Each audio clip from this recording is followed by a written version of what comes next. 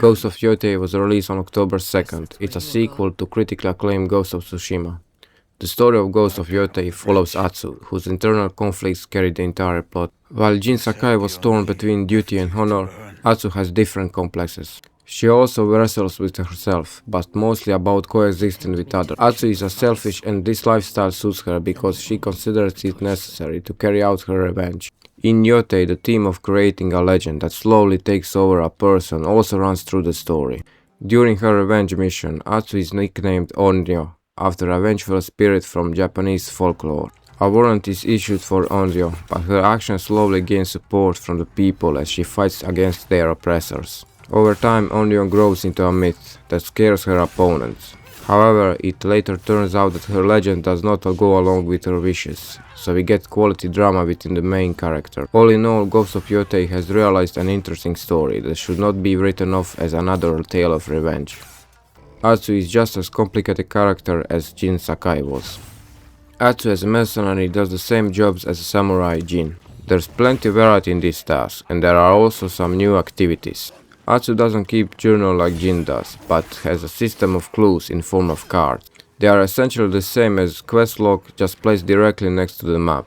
In that respect, Yotei isn't much different from anything we've seen in open world games. It was said that player will be able to choose the order in which to hunt enemies of Yotei 6. In reality, you can choose only between the first two targets. So Yotei main mission have the same linear structure as previous game. And in my opinion that was far better than if you could have gone for any target of Yotei 6, like in AC Shadows. The open world of Etso region is beautiful. Every region has a unique look from one another. You occasionally encounter mercenaries hunting you down, or a bear that's bored with life, but it's not particularly filled with NPCs.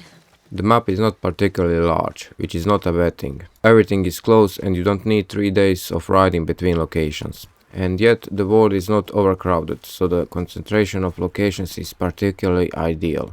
I like that quite a few places in Yotei are memorable, where in Tsushima there was not that much memorable locations. Here the view of Mount Yotei is truly unforgettable sight, and the family house where Atsu grew up and with which she can recall memories of her childhood was great addition. One of the best things about the last game was combat system, so cleverly designed that it would be a sin to change it. In Yotei it is based on same principles, but it is even richer and therefore more exciting. The 4 katana stances have been replaced by 5 different weapons that Atsu carries with her at all times. The combat still works on a kind of rock paper scissors, which means for example double katanas beats enemy with spear, a spear beats enemies with kasarigama, and the kasarigama breaks shields. In addition, each weapon has its own special ability and execution animations. Some of them have unique special features. For example, the Kasarigama allows you to hit multiple opponents at once, and it can be also used for a silent assassination from distance. Combat has become more fun and engaging thanks to the variety of weapons, but that's not all. A disarming system has been introduced that works for both you and your opponents. You can knock your opponent's weapon out of their hands, then pick it up and throw it at the poor guy. Throwing swords and spears is extremely satisfying. I would say perhaps the most useful addition to combat mechanics. Quick attacks with a pistol or setting fire to weapons for indefensible attacks are also very useful. In conclusion, Ghost of Yotei is great, story is surprisingly good, and I have to say Atsu was on a par with Jin Sakai. Gameplay is still one of the best out there, but that's not a surprise. I don't think anyone was expecting it to be anything less than great.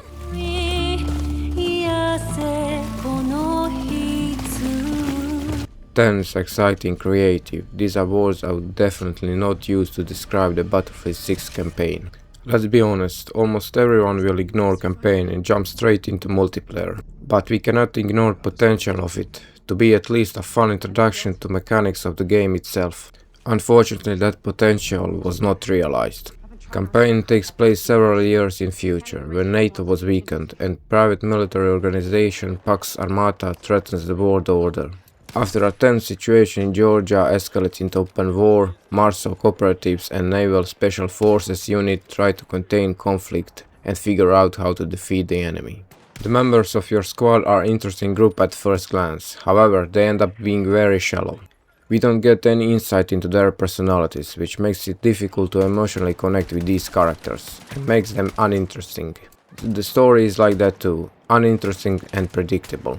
The villain is mediocre and the ending is terribly anticlimactic. You'll probably forget the plot before you go to bed that day. The shooting mechanics are identical to multiple components, but the AI is so stupid that it ruins any kind of fun. Enemies either stand and shoot or run towards you and shoot. Level design could perhaps save the day here, but except for a couple of missions near the end of the game, this campaign is painfully linear. The campaign's development was quite turbulent, as evidenced by the game's short duration and general instability. Animations are jerky, sound occasionally disappears, and even slightest deviation from the expected path often leads to the problems. I found multiplayer to be extremely enjoyable. There are decent amounts of weapons available, most of them feel good to use. Equipment is also decent, from stims to RPG and health packs. Shotgun is one of the equipments for the assault class. In enclosed space it's extremely overpowered, basically one shot kill, with almost no counterplay. But to be fully honest, I died maybe a handful of times, so I guess either players don't use them that much or perhaps switched it for another equipment. I found to be consistently out of ammo with assault class, and considering support class rarely revives or drops ammo packs, I was stranded until I found someone else who could spare some valuable bullets.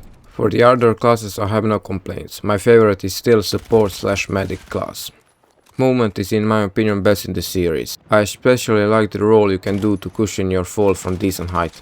Destruction is finally back, but I would say Battlefield 4 is still on top. Now for the maps. And this is where the game drops for me. They are simply not designed good. I have maybe 2 maps that I like, half others are camped by snipers. So you have to play entire match in the same location, otherwise you get popped by sniper, and if they don't get you, helicopter will. Tanks are powerful, but there is enough counterplay to them. I mostly played Conquest, so everything of this is valid for the same. But for the other modes I'm not so sure, cause I have not put much time into it. Visuals are very good, but I found previous Battlefield 1 and Battlefield 5 to have better graphics. I haven't played them in a while, so this is just on top of my head. It's a decent entry, while campaign is a disaster, multiplayer is very good, with almost no bugs and glitches. There are games that shock you with incredible horror scenes, body horror, jump scares, things on screen that simply overwhelm your senses in every way. On the other hand, there are those titles that somehow create the same effect, the same feeling, only with quite subtle presentation, without too many voices, dialogue and everything else. These games often don't even have to be from the first or third person. Such games are from the Little Nightmares franchise, titles coming from Bandai Namco publisher and worked by Taser Studio. Morbid, brutal, but also beautiful games that in the first part follow the horror adventures through the nightmares of little girl named Six. This title is not developed by the same studio, but by Supermassive Games, who previously worked on Until Dawn, Dark Pictures Anthology and The Quarry. The 2 main characters in Little Nightmares 3 are Low and Alone. 2 lost children who wandered into a world that seems like a dream, only someone forgot to end it. Everything is distorted, beautiful and creepy at the same time. Dusty city, whispering factories, carnivals that lost their music a long time ago. The 2 of them pass through the nowhere, a place that doesn't even know if it's real or just pretends to be. And each new scene feels like a nightmare that tries to trick you with its beauty before it swallows you up. In the necropolis, a city of shadows and wind, they encounter a creature that seems to have sprung from someone's childhood fears. A giant baby that wanders and demands attention, figures that move when you are not looking, walls that breathe. Everything seems like a metaphor for fear of growing up, of facing the world that pressures you while you are still too young to understand what it actually wants from you.